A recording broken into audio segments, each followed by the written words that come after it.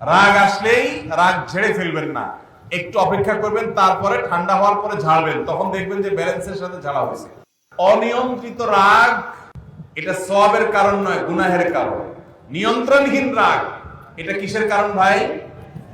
অনেক মানুষ আছে রাগী, বদরাগী তো বদরাগী, আবার এটাকে ভালো মনে করে, বলে কি আমি উল্টাপাল্টা দেখলে আমার মাথা গরম হয়ে যায়, আমি সহ্য করতে পারি না।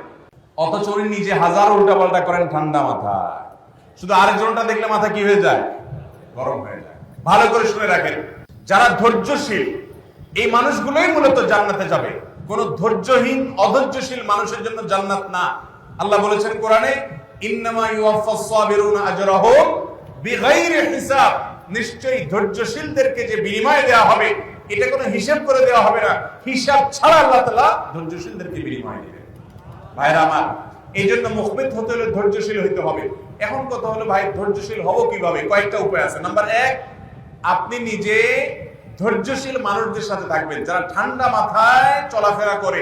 অনেক বড়